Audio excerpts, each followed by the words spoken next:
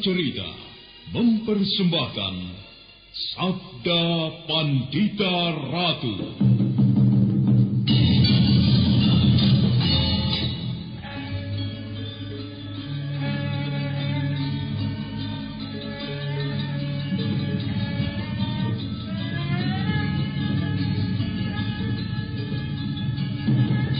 Kureguk anggur Mahadewa, kucicipi madu sabdanya. Bumi kuremas dalam genggamanku, matahari dan rembulan kutelan dalam perutku.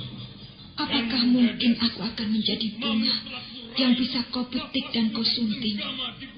Sementara jika layu, akan kau campakkan begitu saja, seperti cermin retak yang tak berharga.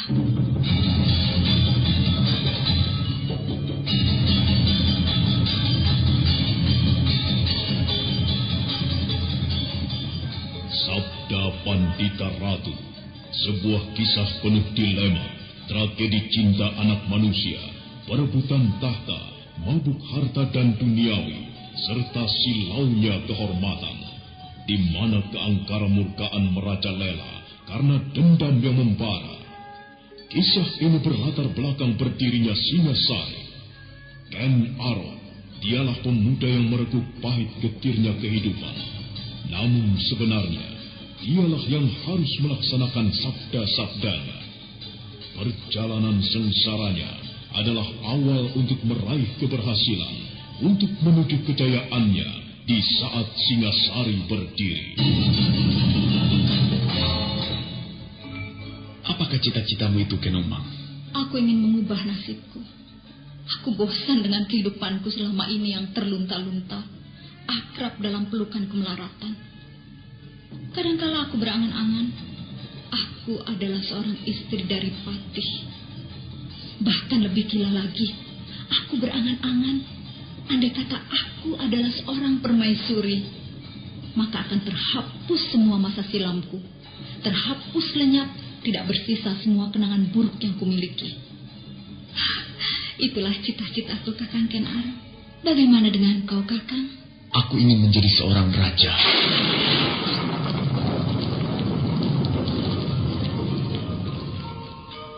Sabda Pandita Ratu. Naskah ditulis oleh Pondra Swastilangi, diolah oleh Agung Bahrodi, didukung oleh artis-artis terkemuka Ferry Fadli, Eli Ermawati, M. Abud, Ivone Rose, dan lain-lain. Teknik dan montase Ibing Arifin, dengan sutradara Dian Pertiwi.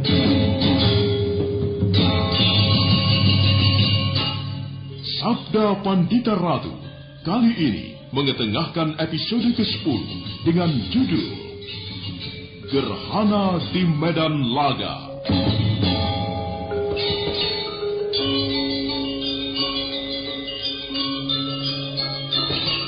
Dalam seri ke-299 ini, dengan para pemain M. Abud sebagai Ken Arok, Edi Dosa sebagai Kebo Ijo, Chris Urspon sebagai Rudro Pondo, Apip Burhan sebagai Rangga Lampitan, Bimo sebagai Prodo Sekar, Aryo sebagai Presima, Ivone Rose sebagai Punaka Swasti Ratu, Wahyu Chandra sebagai Loh Gawe, dan Asdi Suhastra, pengantar cerita.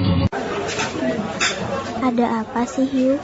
Dari tadi tak perhatikan kok mukamu kusut banget. Aduh, aku lagi pusing nih. Mamaku minta dicarikan channel YouTube yang ada sendiwara radionya. Apa ada coba? Loh, ada. Coba aja kunjungi channel YouTube Satria Collection. Di sana ada sandiwara radio, lagu-lagu kenangan, dan masih banyak lagi. Wah, ini yang aku cari. Terima kasih ya, Res. Mengenang masa lalu adalah hal yang sangat menyenangkan. Ya, lagu-lagu kenangan, dangdut, pop, ataupun sandiwara radio yang kini sudah tidak bisa kita dengarkan lagi. Jangan khawatir, di konten kami sediakan itu semua. Semuanya bisa Anda nikmati di channel YouTube kami, Satria Collection. Tunggu apa lagi? Kunjungi YouTube channel kami. Jangan lupa subscribe, komen, dan like-nya. Dalam seri yang ke-20 itu yang terus bergerak mengantarkan pihak Ganter dan Kediri dalam peperangan yang pasti akan menyebabkan berjatuhannya korban-korban yang tidak akan terhitung jumlahnya. Di atas semuanya, Ken Arok berangan-angan bahwa di atas puing-puing peperangan itulah dia akan membangun sebuah bangunan yang baru sama sekali.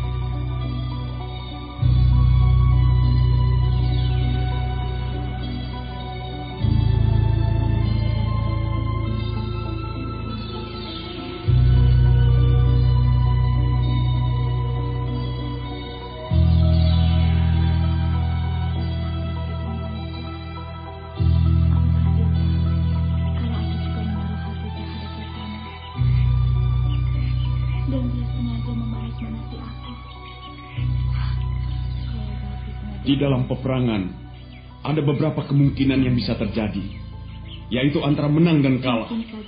Kalau tidak menang, ya kalah. Tetapi ada kemungkinan yang lain yang aku harapkan. Kalah semuanya, atau hancur semuanya. Dan itulah agaknya yang akan terjadi, Kebo Ijo. Nampaknya ada yang luput dari perhatianmu, Ken Arok. Bukan kalah kedua-duanya. Akan tetapi Ganterlah yang akan kalah. Pasukan segelar sepapan yang melakukan baris pendem bersembunyi di hutan itu akan menjadi penentu kemenangan bagi Kediri. Kecuali jika kau mau memberitahu Ganter adanya bahaya itu. Tidak perlu. Kenapa? Jangan kau kira Ganter tidak tahu adanya kelompok pasukan yang akan menusuk dari belakang itu. Ganter pasti sudah memperhitungkannya. Ganter memiliki jaringan telik sandi yang lebih jeli dan lebih luas dari Kediri.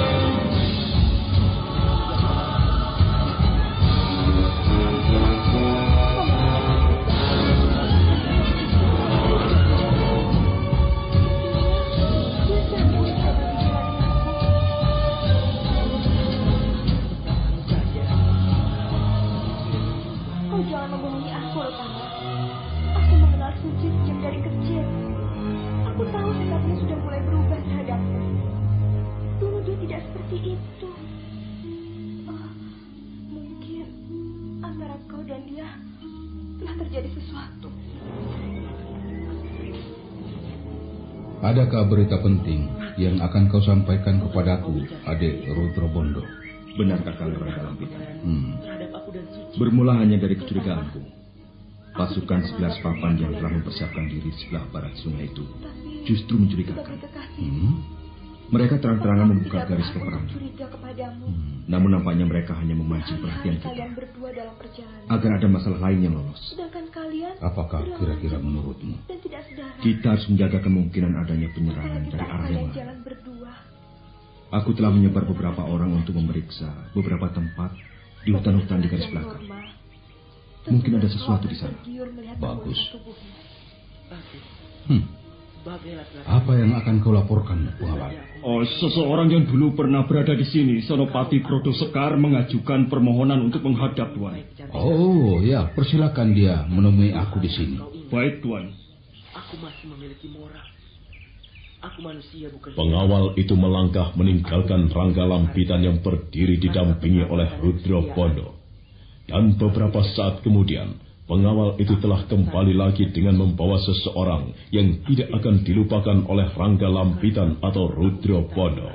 Selamat datang di Ganter, Prodo Sekar. Kedatanganmu membuat aku berdebar-debar. Apakah aku masih dianggap sebagai musuh? Terserah kau, Prodo Sekar. Apakah kau akan menempatkan diri sebagai musuh atau sebagai sahabat kami? Jika kau menempatkan diri sebagai musuh, kami tidak akan segan-segan menggilasmu. Tapi aku tetap tidak percaya. Yang terjadi adalah kau tidak akan tega. Baiklah. Apa yang akan kau sampaikan kepadaku? Aku akan menyampaikan sesuatu kepadamu. Akan tetapi, lihatlah betapa Rudro Bondo memandangku dengan tatapan mata penuh curiga seperti itu. Kau memang pantas untuk dicurigai, Kakang. Kau belum mandi dalam beberapa hari ini. Dan itu mencurigakan sekali. Kau sendiri, baumu seperti membuatku kebingungan, Rudro Bondo. Ternyata percakapan yang terjadi adalah percakapan yang akrab. Meski pada suatu ketika mereka pernah bermusuhan. Ketika tiba saatnya pembicaraan yang lebih penting, maka mereka berbicara dengan hati-hati.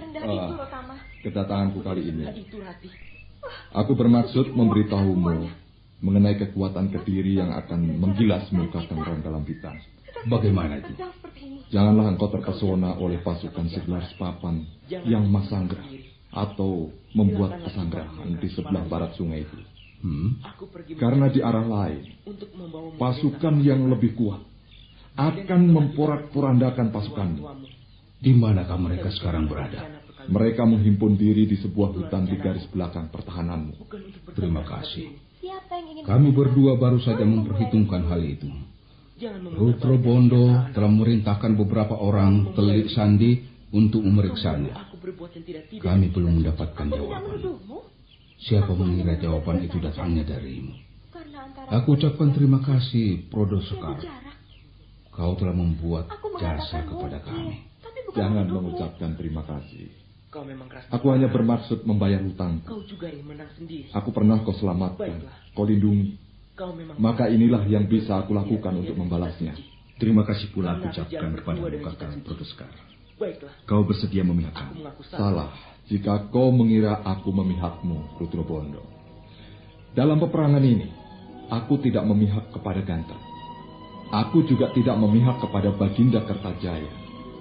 Aku memihak kepada Kediri. Itulah sikapku. Nah, hanya itu yang bisa aku lakukan untukmu, Kakang Rangga Lampitan. Sekarang, jangan kau tahan aku untuk segera meninggalkan tempat ini. Silakan. Terima kasih.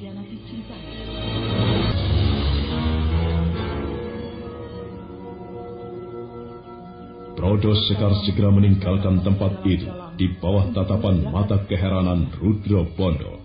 Beberapa jengkal Prodo Sekar melangkah, kemudian dia berhenti serta menoleh kepada Rangga Lampitan.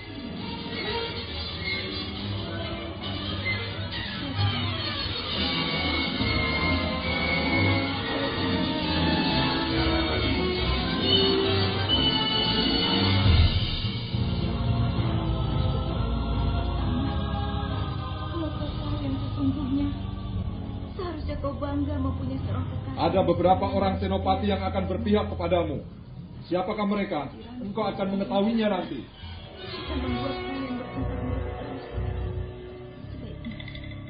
Aku menyingkir dari kalian.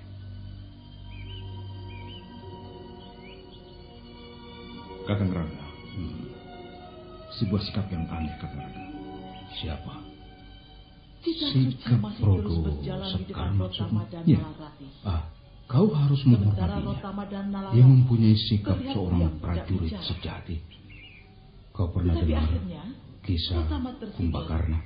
Kenapa dengan Kumbakarna? Senopati Prodo Sekar akan menjadikan dirinya sebagai Kumbakarna. Kau lihat apa yang dia lakukan. Itu artinya hatinya memihak kepada kita, memihak Ganter. Akan tetapi jiwa prajuritnya memutuskan untuk tetap membela Kediri. bukan membela Kertajaya, rajanya, yang justru telah memerintahkan untuk membunuhnya. Tetapi membela Kediri, bukan main. Apa yang kita lakukan di sini pun sama, Rudra Bondo. Kita memberontak karena niat menyelamatkan Kediri. Kediri akan runtuh. Kebesarannya akan porak-poranda jika tetap dipegang oleh Kertajaya yang banyak mengumbar kekeliruan itu. Aku berharap pada perang yang akan terjadi nanti, aku mendapat kesempatan melayaninya. Aku akan berperang tanding dengannya, berhadapan dengan seorang senopati perang yang sebenarnya.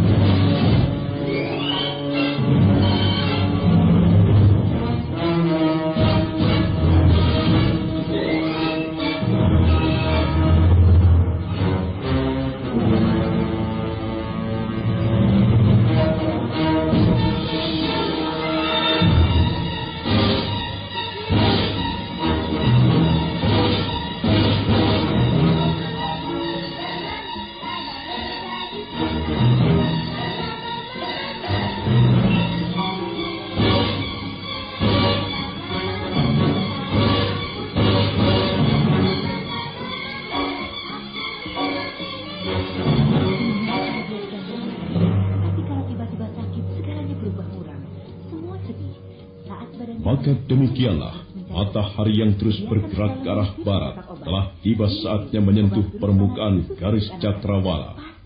Rangga Lampitan beserta orang-orang kepercayaannya sibuk mempersiapkan diri menghadapi penyerbuan besar-besaran. Rangga Lampitan harus memecah perhatian pasukannya untuk menghadapi penyerbuan dari dua arah. Dan adalah di saat itu pula, di waktu yang sama dan di tempat yang berbeda, diantarai oleh jarak yang jauh, di sebuah bukit yang disebut Bukit Swambara Budura, seorang lelaki dan seorang perempuan tengah memperhatikan puncak bukit dengan seksama.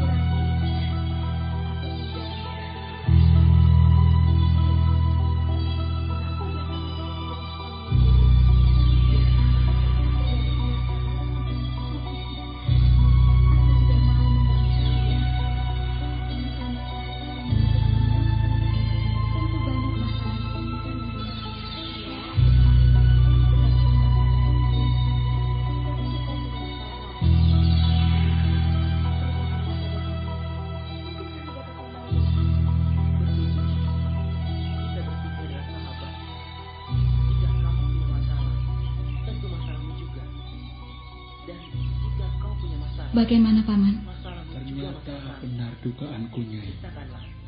Perempuan bermata tiga itu tengah bersemadi di puncak bukit.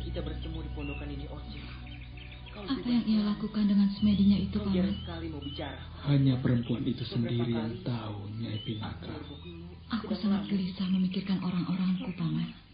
Bagaimana dengan mereka? Di mana mereka? Bagaimana keselamatannya? Ya, moga-moga tidak terjadi sesuatu yang buruk pada mereka, Nyai. Tetapi nampaknya mereka tidak berada di sini, Nyai. Lalu di mana, Paman? Tenanglah, Nyai. Marilah kita hadapi persoalan aneh ini dengan hati yang tenang. Kepanikan justru merampas kewaspadaan yang kita miliki. Sulit dipercaya. Kalau dibalik apa yang terlihat ini menyembunyikan hal-hal yang luar biasa. Sebuah candi telah hilang. Bukan hilang, Nyai.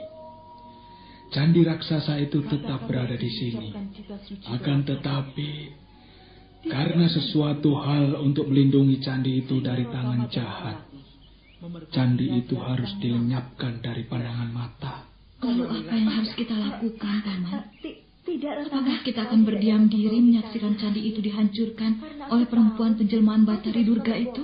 Tentu tidak, Nyai. Kita sekarang tengah menjadi kepanjangan tangan dewa-dewa di langit untuk menyelamatkan candi itu. Meski barangkali kita harus berkorban nyawa. Tapi tidak ada petunjuk sama sekali atas apa yang harus kita lakukan. Bagaimana, Paman? Kau salah, Nyai.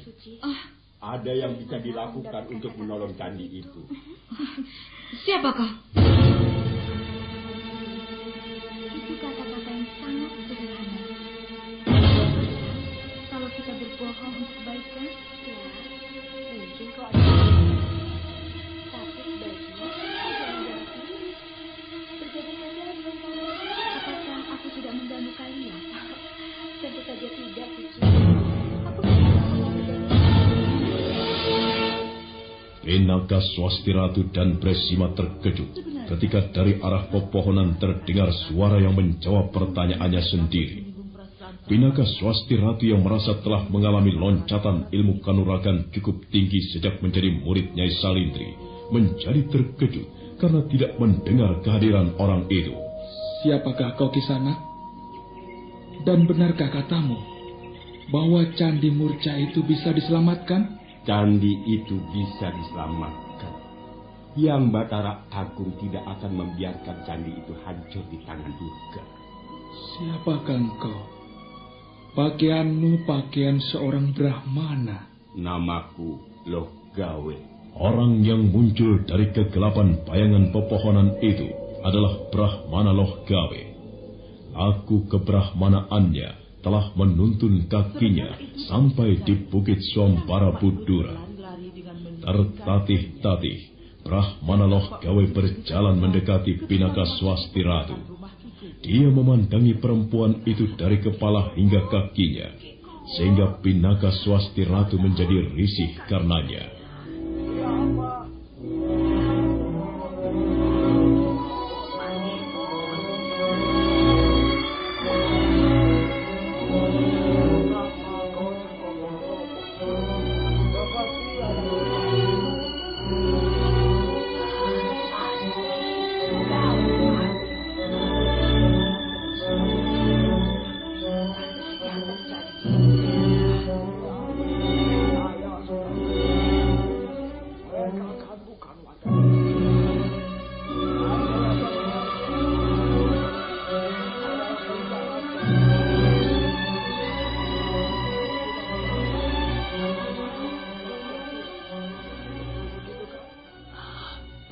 Kau hamil, Nyai? Benar, Bapak. Aku hamil. Bapak bisa mengetahui aku hamil? Ada sebuah cara yang mudah untuk membedakan antara hamil dan tidak, yaitu perutnya. Semakin besar perutnya, semakin jelas terdapat tanda-tanda kehamilan. Tetapi perutku belum terlampau besar, Bapak. Aku belum kelihatan hamil. Itulah sebabnya aku bertanya kepadamu, apakah kau hamil? Iya, benar, Bapak. Aku memang hamil. Tetapi aku tetap masih merasa heran. Sedemikian tajam mata hati Bapak Brahmana yang langsung bisa mengetahui aku hamil. Kau salah jika menduga aku mempunyai ketajaman mata yang seolah merusak durung Ngewinara, yang bisa mengetahui kejadian sebelum peristiwanya terjadi. Sama sekali tidak. Jika aku bertanya kepadamu apakah kau hamil, adalah karena sebuah pepesan yang ada kaitannya dengan tempat ini, Nyai. Aku semakin tidak mengerti, Bapak. Kata-katamu menarik hatiku, Kakang Brahmana Loh Gawe. Tolong, segera beberkan kepada kami berdua, agar kami tidak menjadi terlalu lama merasa penasaran. Benar, Bapak. Tentu aku tidak akan keberatan. Tetapi sebelumnya aku ingin mengetahui siapakah kalian berdua. Namaku Pinaka Swasti Ratu, Bapak Brahmana. Aku adalah pewaris perguruan Widara Kandangan. Namaku Bresima Sang Brahmana Logawi. Aku adalah Pamerhati Jagat Raya Sang Brahmana. Aku mempunyai kemampuan mempelajari bintang-bintang di langit. Aku mempelajarinya secara khusus, sehingga aku bisa meramalkan kapan saat gerhana bulan akan tiba. Itulah yang kemudian membawaku kemari. Seorang perempuan aneh yang memiliki 3 buah mata datang ke Panarukan dan menanyakan kepadaku. Di perjalanan, seorang Brahmana yang bernama Brahmacari menceritakan apa yang terjadi di bukit ini di masa silam. Nah, itulah Sang Brahmana Logawi. Baiklah, aku akan bercerita. Orang yang muncul dari kegelapan bayangan pepohonan itu adalah Brahmana Logawi. Aku kebrahmanaannya telah menuntun kakinya sampai di bukit Swambara Budura. Tertatih-tatih, Brahmana Logawi berjalan mendekati Pinaka Swasti Ratu. Dia memandangi perempuan itu dari kepala hingga kakinya, sehingga Pinaka Swasti Ratu menjadi risih karenanya.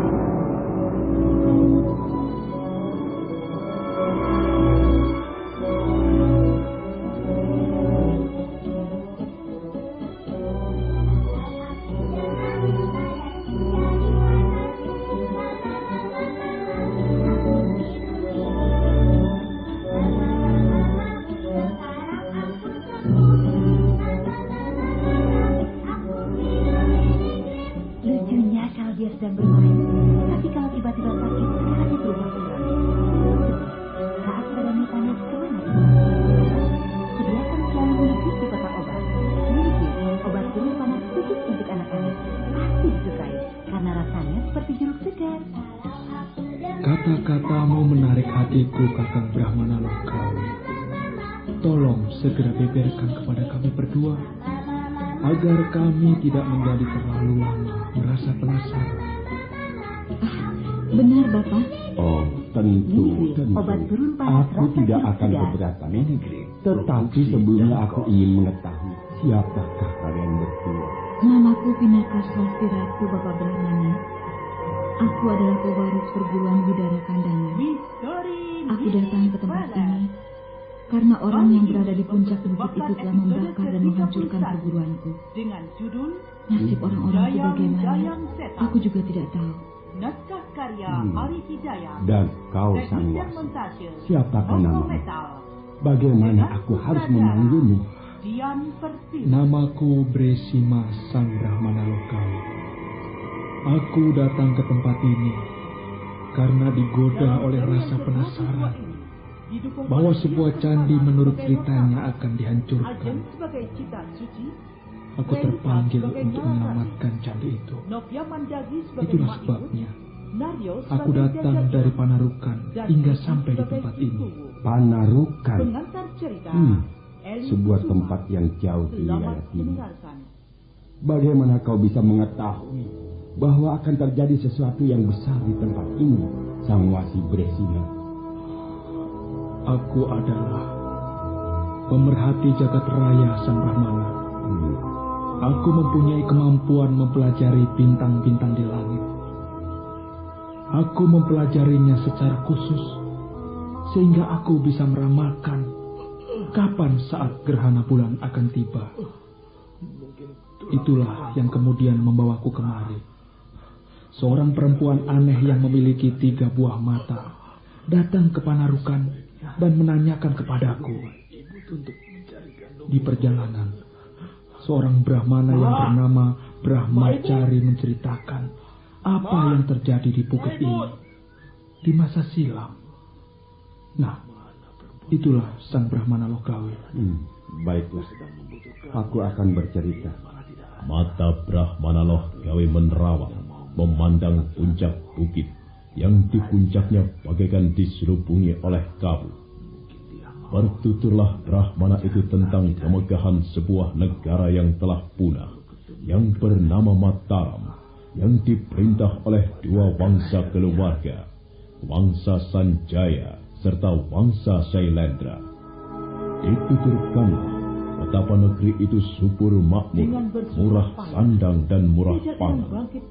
Dan sebagai ungkapan kegembiraan, dibangunlah sebuah candi yang disebut Candi Swambara Budura. Namun candi itu berada di dalam bahaya, karena pemuja Durga yang merasa terancam oleh pembangunan candi itu berniat menghancurkannya. Pemuja Durga yang bernama Warakenya itu kemudian terbunuh oleh pujangga kerajaan yang bernama Sangsari. Perempuan itu mencari penyakit saja. Aku jadi geram dibuatnya.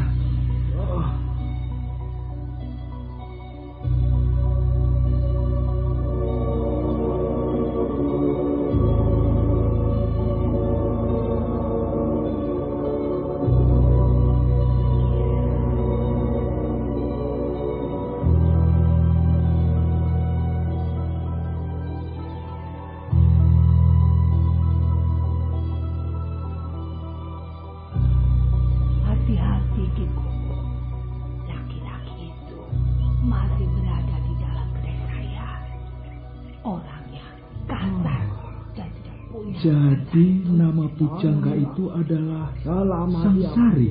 Benar, Sang Wasi Bresima. Kita tidak perlu mencemaskan.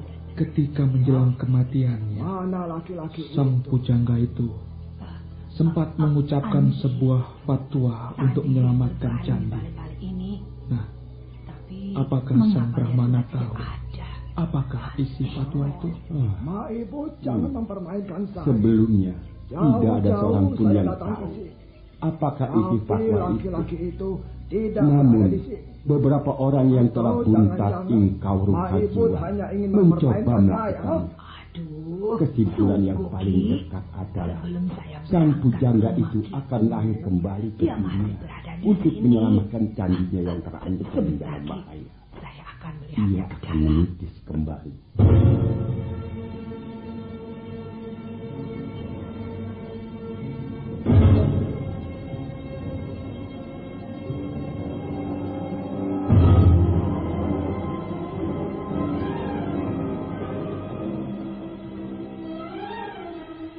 Maibut masuk ke dalam ruangan belakang rumahnya dan betapa terkejutnya ketika melihat Jajaka yang berbaring di tempat Wasi Bresima terkejut mendengar jawaban itu. Wasi Bresima kemudian mengangguk-anggukan kepala. Di luar sadarnya, sang Wasi menoleh kepada Pinaka Swastirahu, seolah ada sesuatu yang akan diucapkan, tetapi tersangkut di tenggorokan. Dan Brahmana Loh Gawe memandangnya pula dengan tatapan mata yang sulit diterjemahkan. Tenanglah, ayo kita lihat ke dalam. Iya, Kiku. Wah, dia sudah mati, Kiku. Dia belum mati, Mak. Lihat, dadanya masih terlihat turunan. Dia masih hidup. Mungkin dia jatuh pingsan karena menahan rasa sakit pada lukanya. Ada berjenis-jenis kejadian di muka bumi ini. Salah satu di antaranya adalah pepesten atau sebuah takdir. Takdir adalah peristiwa yang harus terjadi dan tidak bisa dihindari. Meski orang itu dengan sekuat tenaga mencoba dan berusaha menghindarinya. Nah, Nyai, nampaknya apa yang akan kau alami adalah sebuah takdir pula. Oleh karena itu, persiapkanlah dirimu untuk menerimanya dengan ikhlas. Aku tidak mengerti apa yang Bapak maksudkan. Kau hadir di tempat ini tentu bukan sebuah kebetulan. Kau hadir di tempat ini karena digerakkan oleh kuasa yang widiwasa. Dan kau hamil juga bukan sebuah kebetulan. Apa maksudnya, Bapak? Nampaknya Yang Batara Agung telah memilihmu untuk menjadi perantara menyelamatkan candi itu. Apakah yang bisa saya lakukan? Ikhlaskanlah bayimu untuk menjadi tempat penitisan kembali. Sang pujangga Sangsari yang harus menyelamatkan candi dari kehancuran.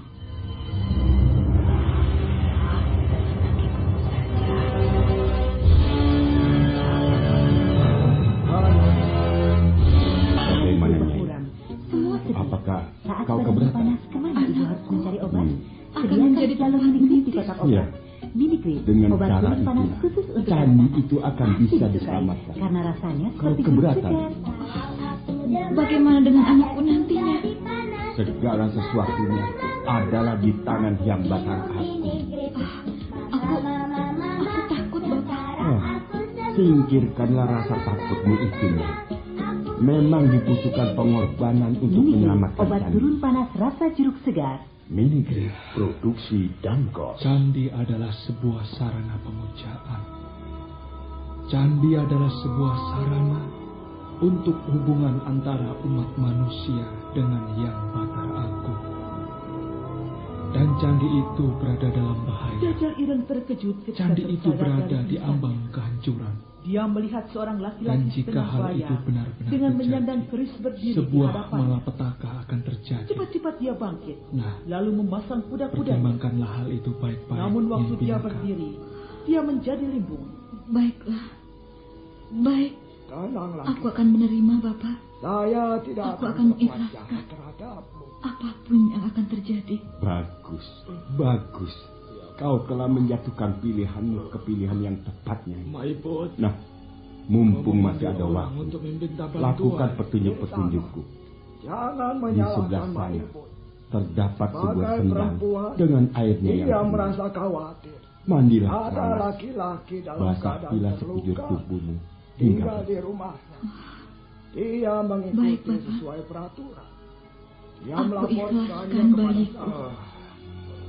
Jika kelahirannya harus menjadi tempat menjelma sang pujangga sangsara yang akan menyelamatkan candi. Tentu saja saya telah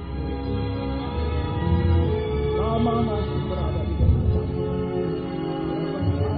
Mencampuri urusan siapa. Termasuk mencampuri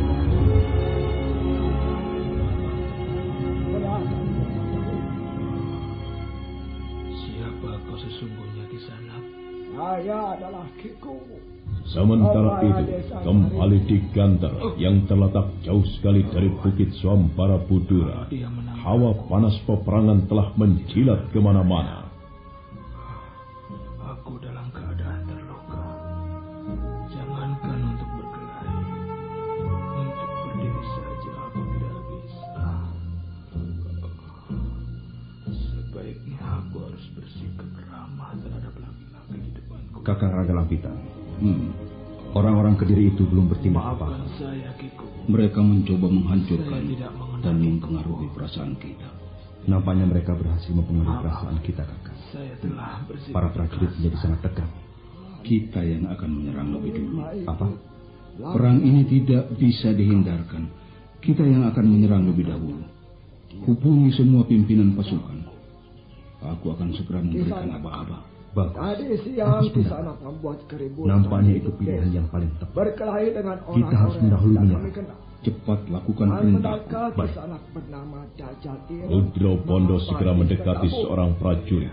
Dia membisikkan sesuatu kepada prajurit itu, yang kemudian segera berangkat. Maka dalam waktu yang singkat, semua pimpinan kelompok prajurit telah mengetahui bahwa mereka akan menyerang lebih dahulu. Dan orang-orang yang Bagaimana, berkelahi itu adalah Rudro orang Bondo? yang memfitnah saya. Semuanya sudah siap? Sudah, kakak. Saya mengejar mereka. Semua pimpinan kelompok agar telah mereka siap melaksanakan menjadi perintah. saksi di hadapan Kita Gusti akan Prabu mendahului Wijaya menyerang. Bisa. Semoga ini adalah pilihan yang Mereka tepat. menyebarkan isu-isu Dan semoga bahwa saya penjahat Hyang Batara kerajaan. Agung melindungi kita. Batara Agung akan berpihak kepada Lembu. Penjahatnya. Meskipun Mereka untuk itu melempar batu harus jatuh korban. Baiklah. Suruh bunyikan trompet peperangan. Baik, kakak. Prajurit, bunyikan trompet. Perang dimulai. Serbu!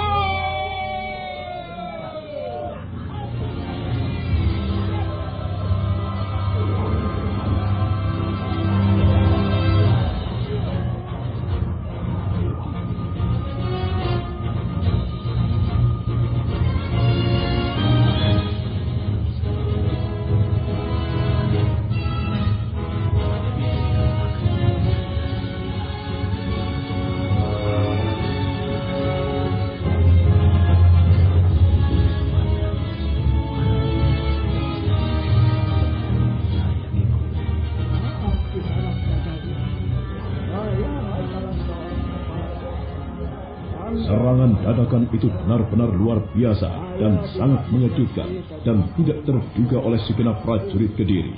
Mereka tidak mengira Ganter akan berani melakukannya. Ganter yang telah membentuk gelar Cakra Buya melanda pasukan segelar sepapan yang dimiliki Kediri yang kalah siap dalam sekejap. Mereka tiba-tiba merasakan tekanan yang sedemikian berat, dan dengan susah payah mereka berusaha untuk bertahan dan membentuk gelar perang.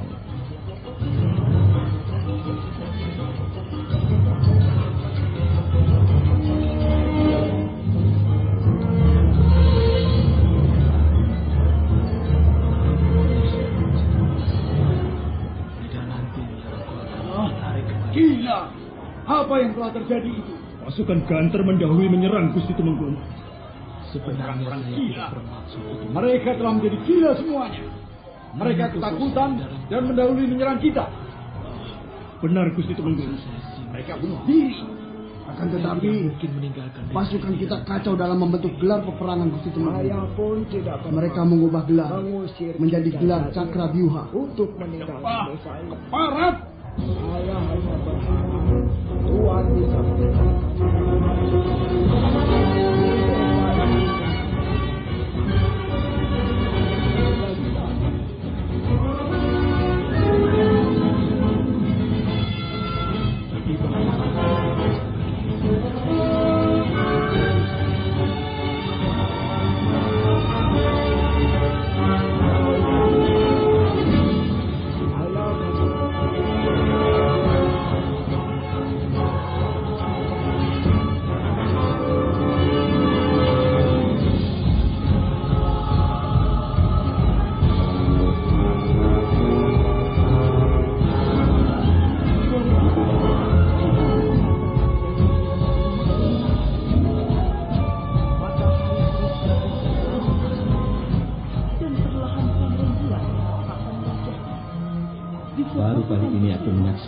peperangan yang sedemikian mengerikan. Nampaknya Ganter telah mendahului menyerang. Sebuah pilihan yang tepat. Lihatlah, pasukan Ganter begitu mantap keluar dari sarangnya dengan gelar Cakra Byuha. Pasukan Kediri kocar-kacir dan berusaha mengubah gelar. Jika Kediri berhasil mengubah gelarnya menjadi Giradameta, maka perimbangan akan terjadi. Akan tetapi pimpinan Ganter tentu berusaha menekan sekuat tenaga agar gelar Giradameta itu tidak segera terbentuk. Bagaimana dengan pasukan yang bersembunyi di garis belakang Ganter itu? Dibutuhkan waktu untuk segera tiba di tempat ini. Mereka tidak mengira jika Ganter justru yang mendahului menyerang.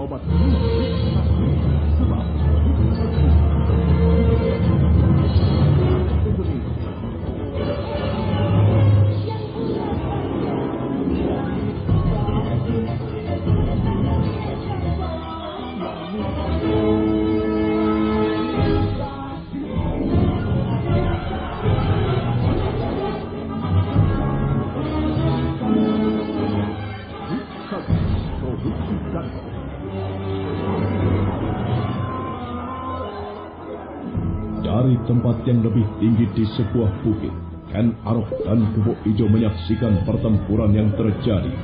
Bagaikan peras dalam penampi yang diayak, bagaikan pacar wuta, pertempuran besar itu berlangsung dengan dahsyatnya. Dari segala penjuru terdengar teriakan umpatan, teriakan kesakitan, dan teriakan kemaragan. Menyebar ke segala penjuru, terdengar tentang senjata beradu senjata dan derap pasukan berkuda yang mencoba menusuk ke jantung pertahanan lawan.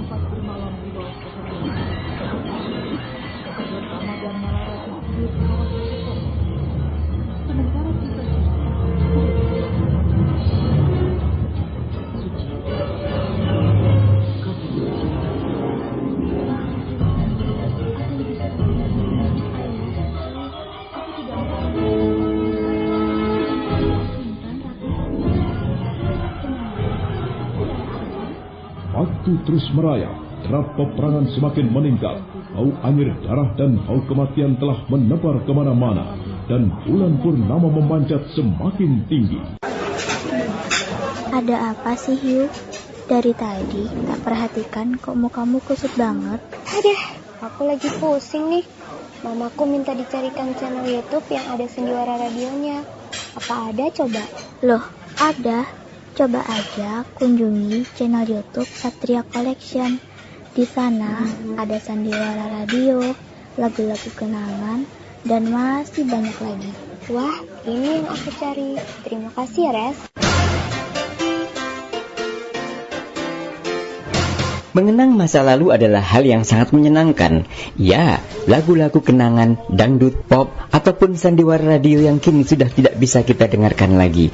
Jangan khawatir, di konten kami sediakan itu semua. Semuanya bisa Anda nikmati di channel YouTube kami, Satria Collection. Tunggu apa lagi? Kunjungi YouTube channel kami.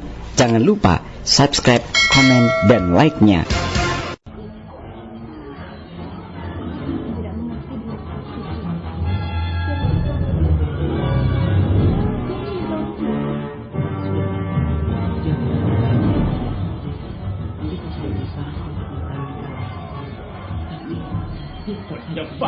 Parat, aku tidak mengira mereka akan mampu melakukan yang seperti itu. Pasukan kita kocar-kacir, Gusti Temenggung. Cepat kirim seseorang berkuda. Hubungi pasukan yang bersembunyi di dalam hutan itu untuk segera menyerbu. Cepat! Baik, Gusti Temenggung. Iya, kelihatannya Cici sudah pulang. Rotama dan Rafis melepaskan tubuhnya di atas sungai. Mereka menyangka jika Suci sudah pulang. Padahal gadis itu masih merawat